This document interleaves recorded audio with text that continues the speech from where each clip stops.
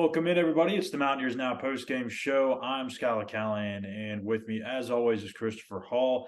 West Virginia finally gets a win in Big 12 play on the road, their first win since they did so against TCU back in February of 2021. It's almost been 2 years since West Virginia won on the road in conference play. They get that streak snapped tonight. So before we dive into the analysis, let's go ahead and look at some of the numbers. Again, West Virginia 76-61.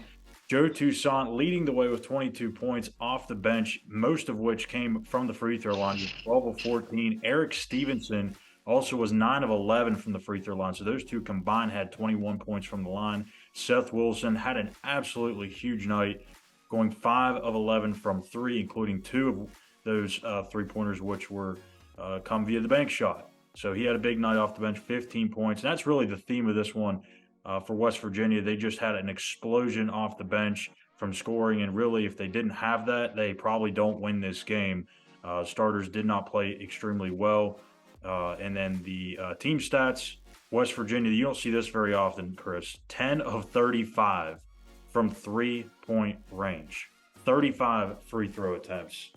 What do you make of that? I mean, this is like a completely non-Bob Huggins type of stat. I mean, it's just the Big 12 stat. These free throws or three-point games obviously strong in today's game, but yeah, you would think a team that's one of the worst three-point shootings in the conference wouldn't settle for so many, but they are left open. So I mean, They're going to take them. yeah. So Stevenson 1 of 7. You wouldn't have thought that at the beginning of the year. You kind of want him to keep shooting.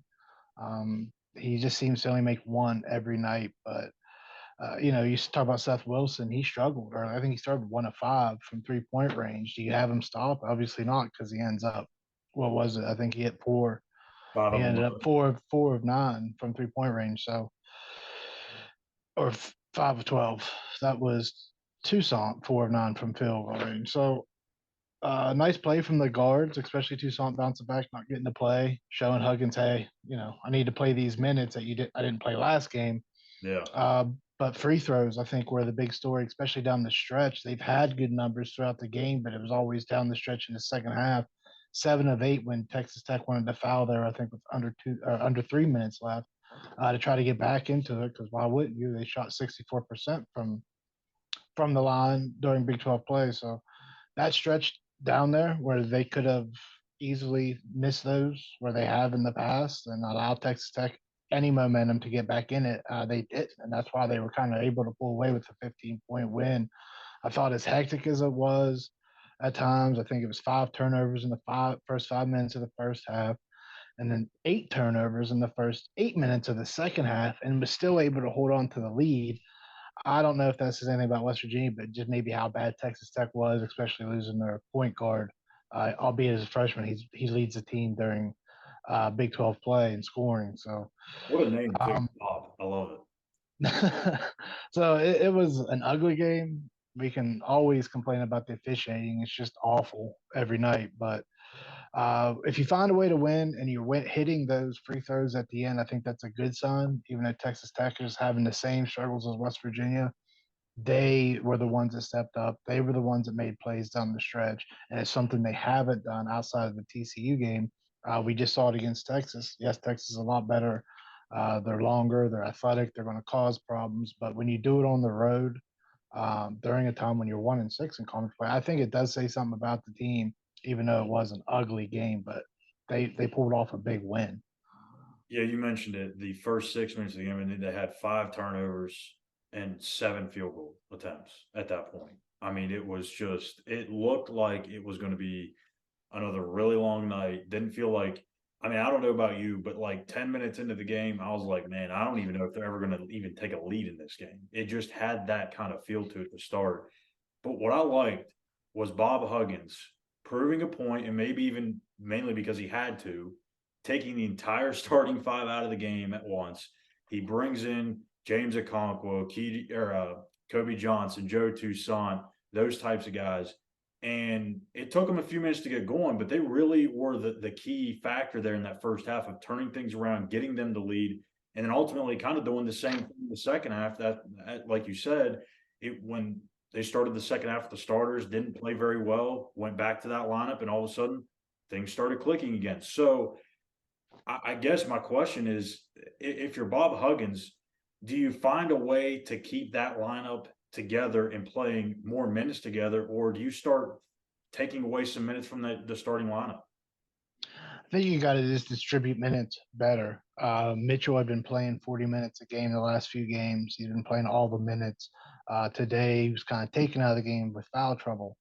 But I think you do have to spread it out. I think those younger guys are hungry, and I think the veterans are still in their head too much. They're Yeah. overthinking plays or overthinking their offense. Stevenson, especially. Um, yeah, so when you see guys, these young guys are playing fearless. They make mistakes, but they're just still playing.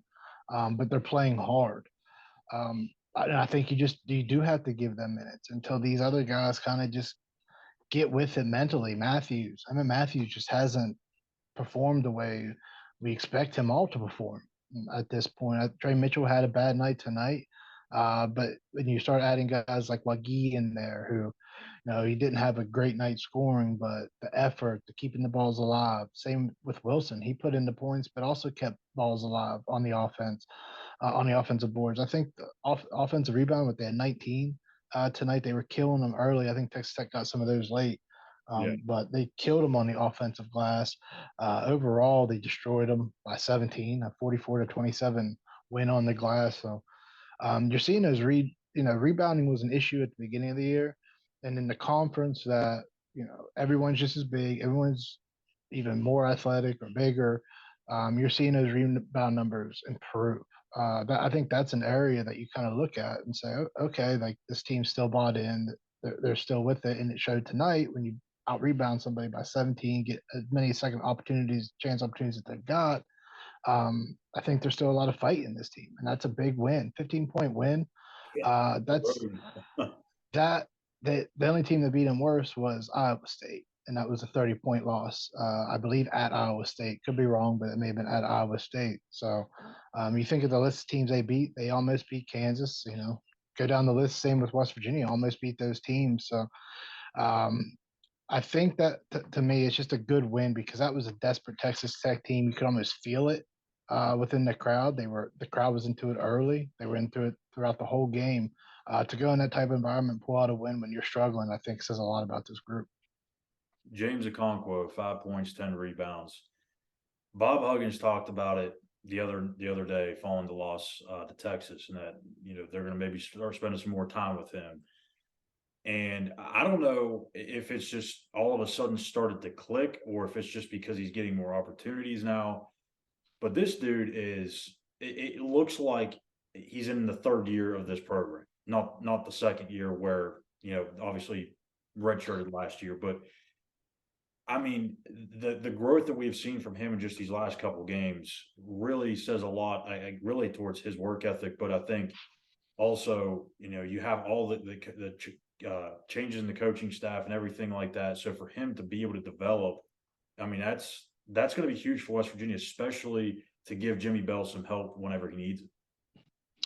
Yeah, it looks like they just kind of simplified it for him a little bit. He's playing loose. He's playing free. We're talking about the veterans, everything, and here's a young guy not thinking necessarily, just reacting. So he's a heck of an athlete. He's a big, strong kid. So I think for them, they just kind of simplified it for him. You can these guys can start thinking about too much, and we see it with young guys a lot.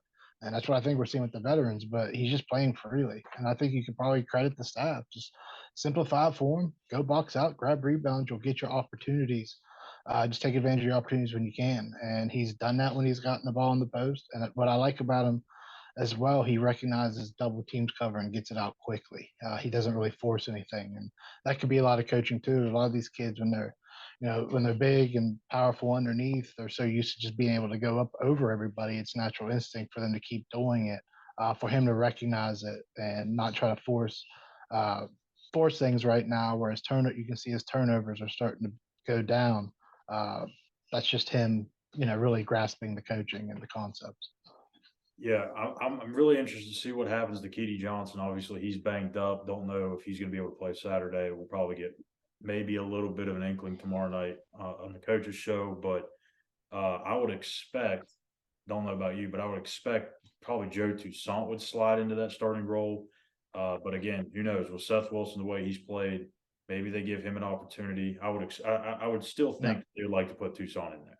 No, they'll keep it point guard. They won't. They're not going to have Seth run the point, and they're not going to have Stevenson run the point. So if Keedy can't go, it'll be Toussaint. Well, to build on that, what do they do with Seth Wilson though? I mean, because if he continues to play like this and Eric's struggles continue, I mean, how do you manage that? Do you swap the two? Do you No, maybe Huggins does not swap starters unless they do something wrong or they're completely playing awful. Seth had one game last game, didn't play well, so you don't want to start switching off of one game. A lot of these guys are, they're limited in practice. They're limited on what they're able to do with these guys, so they keep them in a routine, keep Seth off the bench. We saw it with Jason Page, he was leading scorer off the bench. So I guess it's probably been 7 years ago at this point. They didn't switch. I think the one time he started, he shot like 12 or something ridiculous. So they don't switch it. It's not going to switch. He'll probably see more minutes, I'm sure. But outside of that, they're not going to mess with the starting rotation. It's a completely mental thing, I think, with guys. Like, it's just you're used to doing something one way and you get accustomed to it and you grow comfortable with it. And to me, honestly, like I don't think it even matters who starts. It's all about lineups because the starting lineup only sticks together usually for the first few minutes of the game anyways. And then after that, you're mixing and matching all night long. So it really doesn't matter. But it is good to see guys like Seth Wilson, James Okonkwo, some of those younger guys starting to finally make an impact on this team. West Virginia will be returning home for a home game against Auburn on Saturday. That is the Big 12 SEC Challenge on ESPN at noon. Obviously, we don't have a lot of familiarity with Auburn, so I'm not going to dive into a preview or anything like that. But to kind of take a small break from Big 12 conference play, I mean, is this a good thing, a bad thing? I mean, do you view it either way? I mean, how do you take this game and what West Virginia really needs to kind of to look to get out of it? A small break to face the number 15 team in the country. Yeah, that's true. I don't know if it's a small break at all. Like they haven't really fared well against SEC. I think it's really more of just like it's another opportunity to get a big win than anything. It's not going to be anything that hurts you. Yeah, and it's something like they don't even need this on the schedule for an opportunity, a big win. It's just another matchup it's another top 15 matchup that they're going to have to deal with. It doesn't get any easier. I think I've said it last two games. There's no DePaul to like take a breath on this schedule. So those are the days. Just get an ice bath when you get back and get a basically a day to prepare for a very good SEC team and come out hopefully healthier than they did tonight and get back to the grind of the Big 12. Yep, for the next 5 against top 15 opponents. Again, next one in Morgantown against Auburn in the Big 12 SEC Challenge. Tip-off is at noon on ESPN. We'll have the Mountaineers Now postgame show following the conclusion of that one. The Mountaineers again win it tonight, 76-61 over Texas Tech. For Christopher Hall, I'm Schuyler Callihan. Thank you guys for watching the Mountaineers Now postgame show. Hit that subscribe button on YouTube at Mountaineers Now and follow us on Twitter, Mountaineers Now as well. We'll see you guys Saturday night.